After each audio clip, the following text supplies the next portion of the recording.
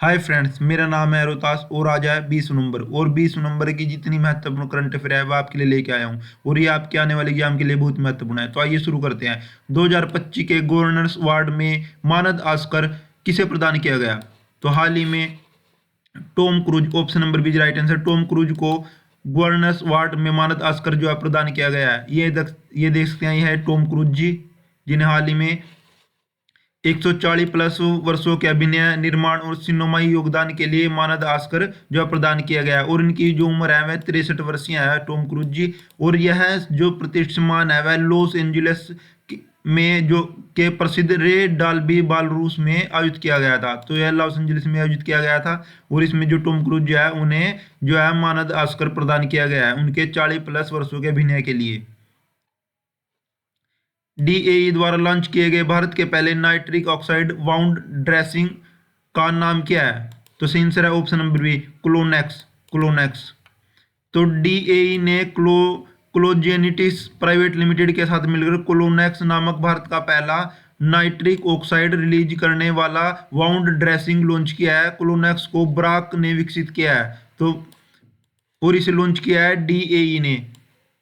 तो इसे बनाने वाले जो है ब्राक है और जो क्लोनेक्स है इसे बनाने वाले ब्राक है और इसे लॉन्च करने वाली डीएई है। डीएई यानी कि डिपार्टमेंट ऑफ एटॉमिक एनर्जी। यह विशेष रूप से डायबिटीज, फुल अल्सर के उपचार के लिए विकसित किया गया है और इसे ब्राक की तकनीक पर आधारित है। यानी कि जो डायबिटीज बीमारी है उसे जो है और फूट अल्सर है जो कि फूट जाता है उसके लिए विकसित की गई है। और डीआई का पूरा नाम डिपार्टमेंट ऑफ एटॉमिक एनर्जी है। और इसके हाल ही में जो प्रमुख है वह है डॉक्टर अजीत मोहंती। और जो ब्रैक है यह डीआई के अंदर ही कार्य करती है।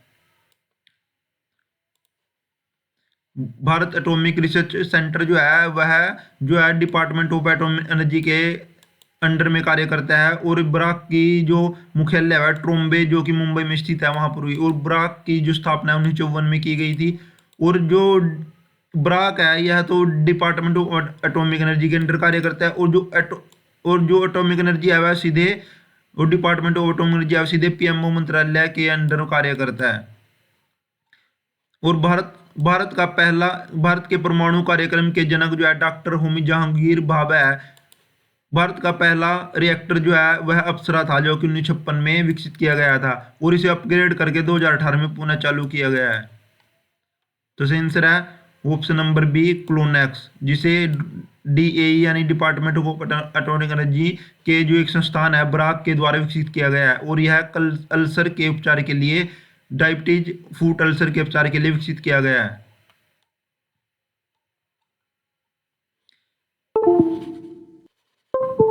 Science city Kolkata science city Kolkata की जलवायु परिवर्तन गैलरी ऑन द एडिज को किस पुरस्कार से सम्मानित किया गया है? तो हाल ही में साइंस सिटी कोलकाता की जलवायु परिवर्तन गैलरी ऑन द एडिज को जो है option number C CIMUSCT award से जो है सम्मानित किया गया है। साइंस सिटी कोलकाता की 1000 वर्ग फीट की जलवायु परिवर्तन गैलरी ऑन द एडिज को CIMUSCT अवार्ड प्रदान किया गया है। यह घोषणा मुंबई में आयोजित 27वें ICOM अधिवेशन के दौरान की गई। CIMUSCT community for education and museum की of science and technology ICOM की एक समिति है। इस गैलरी को वैज्ञानिक दृष्टिकोण, समावेशित और सामाजिक उत्तरदायित्व हेतु बनाया गया है। जो यह गैलरी है यह एक बहुत ही बड़ा शिक्षाप्रद म्यूजियम है। यानी कि एक म्यूजियम है जिसमें पृथ्वी का तापमान कैसे बढ़ रहा है, बाढ़ सूखा चक्रवात कैसे बढ़ रहा है, जंगल क्यों काट रहे हैं, ग्लेशियर कैसे पिघल रहा है, इंसान इन सब के लिए कैसे जिम्मेदार है और हम क्या कदम उठाकर इसे रोक सकते हैं। यह सब video model, 3D display, game और इंटरएक्टिव स्क्रीनिंग से जलवायु परिवर्तन को समझाया गया है। और इसमें यह भी दिखाया गया है कि अगर अभी कदम नहीं उठाए गए तो भविष्य में पृथ्वी पर क्या खतरे बढ़ सकते हैं। तो यह एक म्यूजियम है जिसमें जो 3D डिस्प्ले के माध्यम से यह सभी जलवायु परिवर्तन के बारे में दिखाया गया है। राष्ट्रीय एंटीमाइक्रोबियल रेजिस्टेंस AMR कार्यक्रम 2.0 किसने लॉन्च किया? तो हाल ही में एंटीमाइक्रोबियल बीएल रेसिस्टेंट एएमआर कार्यक्रम 2.0 लॉन्च किया गया है? ऑप्शन नंबर सी, केंद्रीय स्वास्थ्य मंत्री जेपी नड्डा के द्वारा।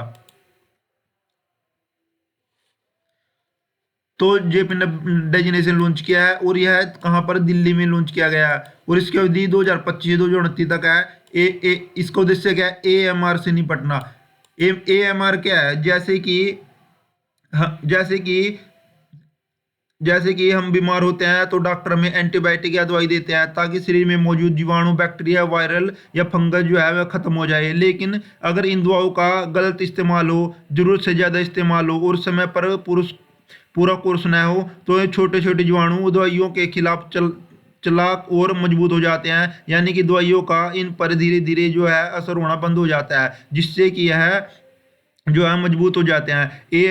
यानी कि एएमआर का मतलब यह है कि दवाइयों का असर बैक्टीरिया और वायरस पर कम या बंद हो जाना ही एएमआर कहलाता है। तो इसके लिए जो है यह कार्यक्रम 2.0 लॉन्च किया गया है केंद्रीय स्वास्थ्य मंत्री जेपी नड्डा के द्वारा।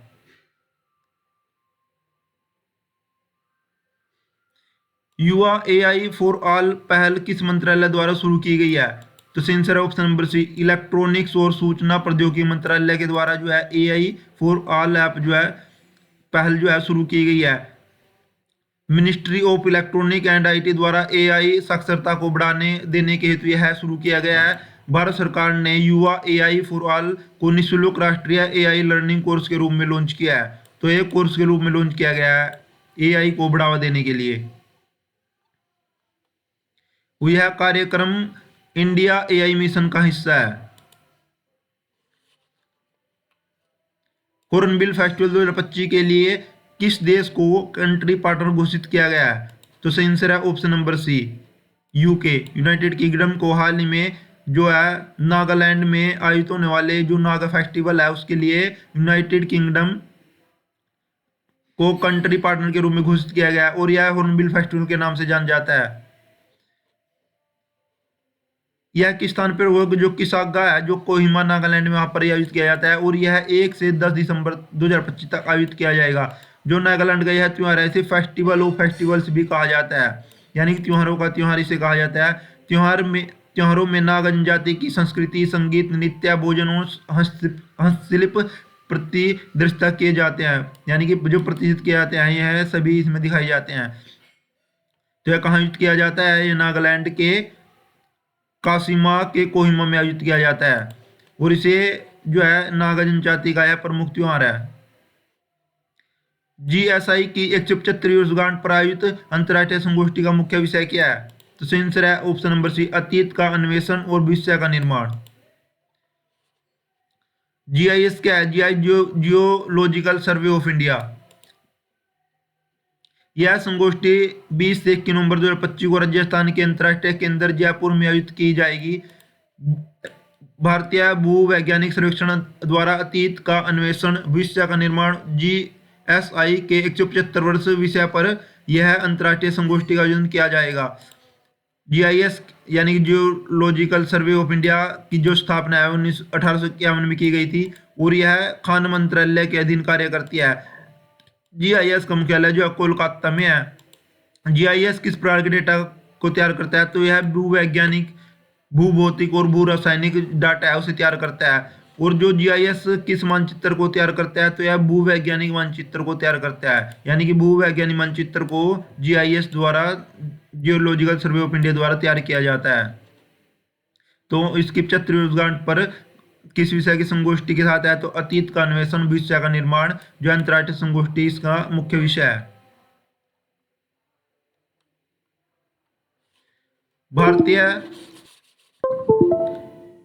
भारतीय तीरंदाज कुशल दलाल ने हाल ही में किस प्रतियोगिता का खिताब जीता? तो आंसर है option number GT open indoor world series का खिताब जो है कुशल दलाल ने जीत लिया है और यह प्रतियोगिता लग्जमबर्ग के स्ट्रासबर्ग में आयोजित की गई थी। सरदार वल्लभ भाई पटेल की 150वीं जयंती के उपलक्ष्य में राष्ट्रीय स्तर की पदयात्रा की घोषणा किस मंत्रालय ने की है? तो चार ऑप्शन है, तो C option C is right answer. युवा और खेल मंत्रालय के द्वारा यह पदयात्रा घोषित की गई है। यह है सरदार वल्लभ भाई पटेल जी, जिन्हें भारत रत्न से भी सम्मानित किया जा चुका है। इनका जन्म 31 अक्टूबर 1875 को हुआ था और 15 दिसंबर 1950 को इनकी जो है मृत्यु हो गई थी। युवा और खेल मंत्रालय ने सरदार वल्लभ भाई पटेल की 50वीं जयंती के उपलक्ष्य में एक राष्ट्रीय स्तर की पदयात्रा की घोषणा की है। यह राष्ट्रीय स्तर की पदयात्रा 26 नवंबर से शुरू होकर 6 दिसंबर तक चलेगी और यह राष्ट्रीय मार्च सरदार वल्लभ पटेल के पैतृक गांव करमसंद से शुरू होगी और स्टैच्यू ऑफ यूनिटी तक समाप्त होगी और यह 150 किलोमीटर की यात्रा है। दुनिया स्टैच्यू ऑफ यूनिटी जो है दुनिया की सबसे ऊंची प्रतिमा है, जिसकी ऊंचाई 182 मीटर है और यह सरदार वल्लभ भाई पटेल को समर्पित है। यह गुजरात के केवड़िया जो कि नर्मदा जिले में स्थित है, नर्मदा नदी के तट पर सरदार सरोवर बांध के पास जो है बनाई गई है। इसका अनावरण 31 अक्टूबर जो 18 को प्रधानमंत्री नरेंद्र मोदी ने किया था। अगर पूछ लिया दुनिया की दूसरी सबसे बड़ी प्रतिमा कौन सी है तो है स्प्रिंग टेम्पल बुद्ध, जो कि चीन में है, जिसकी ऊंचाई 128 मीटर है। QS world university sustainability ranking 2026 में प्रथम स्थान किस विश्वविद्यालय ने प्राप्त किया है? तो हाल ही में जो क्यूएस है उसने वर्ल्ड यूनिवर्सिटी रैंकिंग जो है जारी किया है, जिसमें लुंड यूनिवर्सिटी जो कि स्वीडन में स्थित है, लुंड यूनिवर्सिटी को पहला स्थान प्राप्त हुआ है।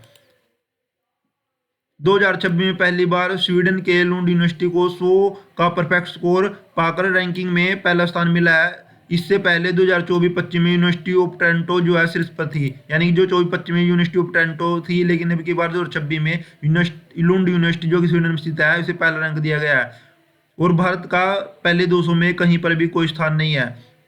2026 के सस्टेनेबिलिटी रैंकिंग में भारत का कौन सा संस्थान देश में प्रथम स्थान पर रहा है? तो सही आंसर है option number D, IIT Delhi. IIT Delhi. तो अगर देश की बात करें तो देश में इस रैंकिंग में आईआईटी दिल्ली को पहला स्थान मिला है, लेकिन अगर वर्ल्ड की बात करें तो भारत का कोई भी संस्थान टॉप 200 में नहीं आया है, यानी कि कोई भी ऐसा संस्थान नहीं है भारत में जो इस क्यूएस जो है रैंकिंग में या टॉप 200 के अंदर आए हो, यानी और यह भारत की जो आईटी यूनिवर्सिटी है अभी भारत में पहले नंबर पर है, ना कि संसार में। तो इसी के साथ आज की वीडियो समाप्त होती है। उम्मीद करते हैं वीडियो आपको पसंद आई होगी। इसे लाइक करें, शेयर करें और हमारे चैनल को सब्सक्राइब करें। Thanks for watching. जय हिंद, जय भारत।